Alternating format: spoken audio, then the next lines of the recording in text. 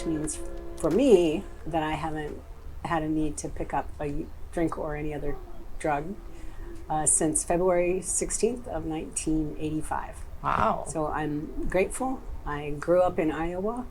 I moved to Kansas, and that's where I got sober, and now live in Columbus, Ohio.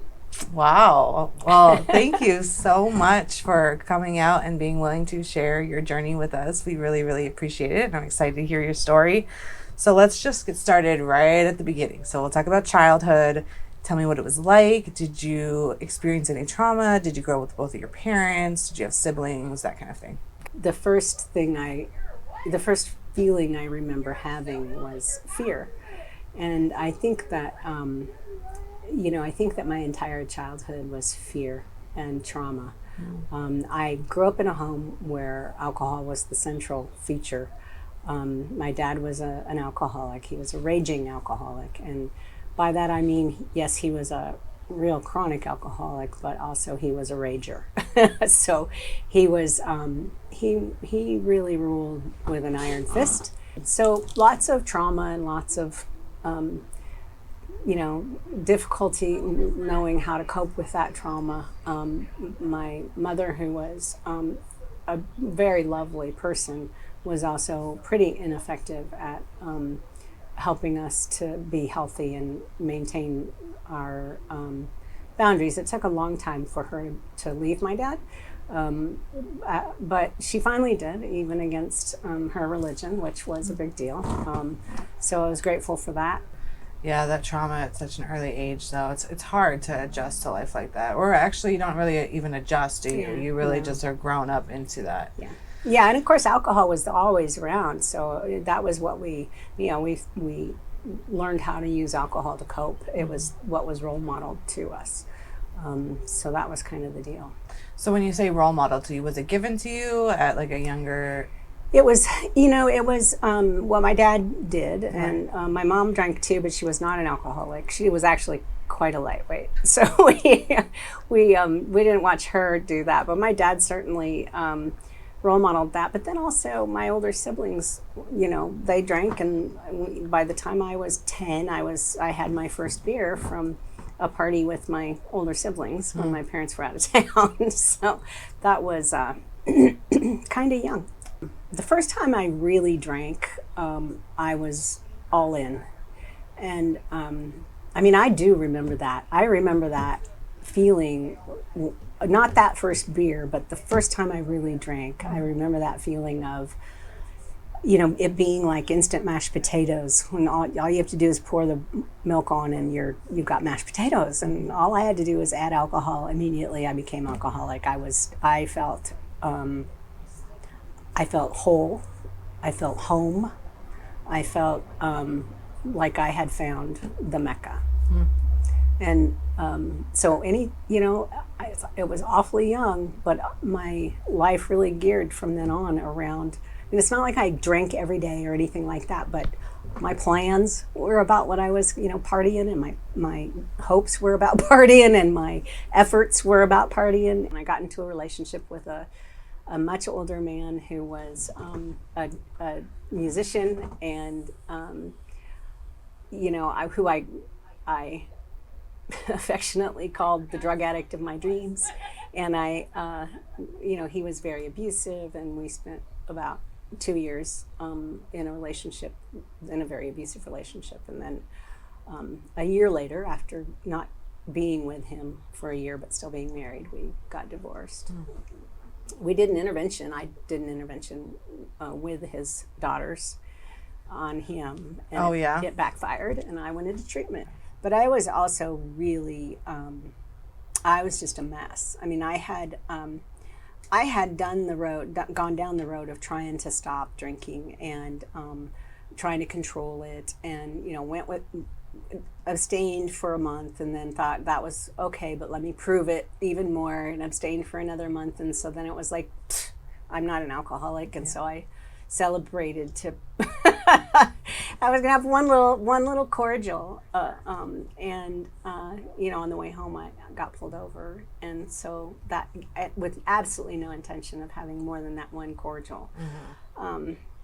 Oh, Right. so so back then that was 1985. So back then, when they pulled a young woman over, they generally didn't give her any kind of ticket. They generally sent her home. Even and they did that a lot with men too. It was not really. It was not nearly as enforced as it is in these days. So I I had that happen, and shortly thereafter we had the intervention, and I had been trying to remain abstinent for a while after that through a 12-step program, and back then you also there was a well, they were really acknowledging the sickness that family members have. That this is a family disease, and we family members are just as crazy as the person with substance use disorder from the brain disease, and it impacts us in so many ways also. So I've got both substance use disorder and family issues, which back then we called codependency. And so all of that together, to answer your question finally, is what got me into treatment. Never used or drank again. Wow. Yeah. So how long were you in that treatment for? 30 days. Okay. And then what did you do after that?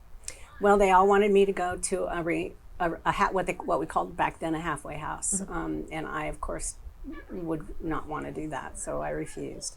But fortunately, I was able to remain sober anyway. I went back to my apartment.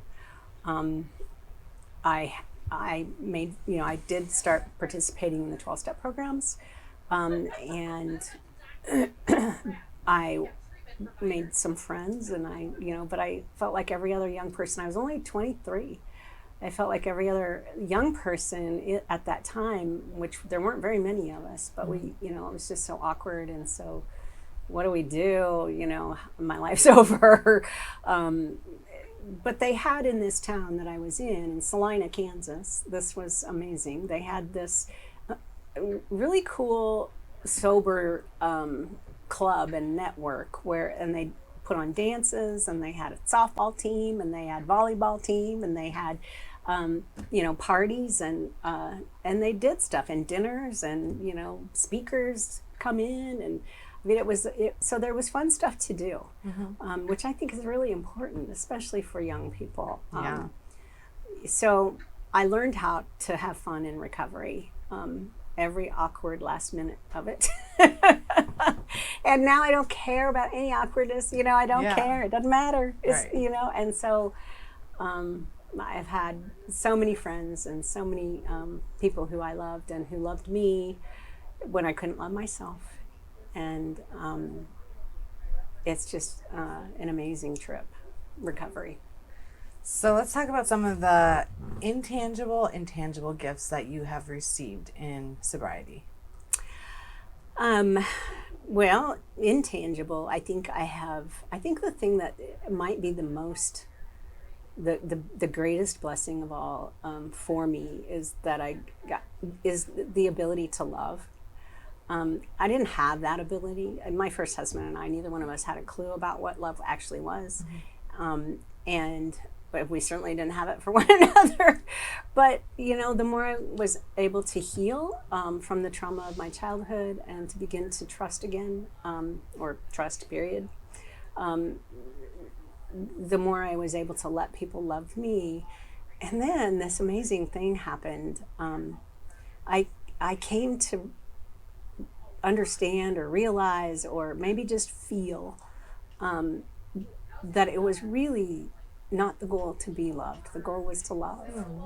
And that's the huge gift. That's the thing that is the greatest intangible of all. Yeah. And I'm so blessed to be with my current husband of 33 years. And Wow, that's amazing. Yeah, it is. And we are absolutely soulmates. And so that's a huge tangible blessing, right? My mother, I was so grateful to be able to repair that relationship. she was in Al-Anon for a long time, and she did some very, very kind things for me around setting boundaries and not letting me abuse her. My first husband and I came to stay with her, and she kicked us out, rightly so, and it was hurtful and it was scary, but it was a really good thing that she did it. It was unlike her because she was so sweet, but she is now dead, and she passed away in 2014 when she was 85, and we had many, many years of a beautiful, wonderful relationship. In fact, she came to live with my husband and I for a couple of years. Couldn't have done that without being sober. Right. And she never would have if we hadn't been sober. So that's so cool. I love hearing that. Yeah, that's another huge gift. Yeah. So did you ever seek any outside help, especially with the trauma from your past? Oh my God. If I had all the money that therapy cost over the years, I'd be a millionaire. I absolutely have sought and gone into therapy and done lots and lots and lots and lots of it. And it was a huge blessing of recovery that I was able to do that. I mean, I learned a lot about, I feel like I was just raised by my recovery. I was raised and I was brought up in the 12-step program from age 23 and a half. So really, I really feel like the people around the tables of the 12-step program were the people who raised me. They taught me, they gave me the principles, they taught me to tap into the values that I had rejected from my family, because I felt like they were so hypocritical, because they said one thing and did another. But in the program, everyone's human and there's lots of fallibility, but if you stick with the principles of the program and you always go back to that, then you can find your way where you need to go. And that was and has always proven to be true for me and real. My spirituality has evolved over time, and my higher power now is love. I don't think that there's, I test it every once in a while. If I use God, if I switch out the word love, it works. So for me, that's my spirituality. That's my higher power. My higher power is love. If I live my life with love, if I live my life following the path of love, if I let love be my guide, then absolutely everything falls into place the way it needs to. But do you have any words of hope that you could share with somebody that's out there struggling right now, trying to get sober? You don't have to be alone. You are not going to be judged by us. You are not going to be, us meaning people who are in recovery. You can come and be with us. You have a family. Yes, you do. Right? Yes. And so come and be with us. Yeah. Let us love you. Well, Molly, before we wrap it up, I just always like to ask, was there anything else that you wanted to add, something that I didn't ask you that you really wanted to share? Those burning desires. That burning desire. Yeah. I love this project. I love what you guys are doing, and I'm really grateful for it. I know I've said that a lot, but I do feel so much gratitude in this world, and in not even this crazy world as it is right now that's making me nuts. Yeah. I recover out loud, and it is my choice to recover out loud, and I don't choose that for everybody, but I wish I could. I wish that everyone in recovery felt able to claim it in a loud and clear way, so that those people who are still suffering would be able to see where they can go. Yeah. That would be the one thing. Yeah. Yeah. Thanks for bringing it up, because that is our message. We want people to recover out loud so they know that they're not alone. Yeah. Exactly. Well, Molly, thank you so much for coming out and taking a little bit of time out of your day today in Columbus, Ohio. We really, really appreciate you doing that, and your story is definitely going to help somebody out there. So thank you for coming to tell it. I hope so. Thanks, Amber. Thank you.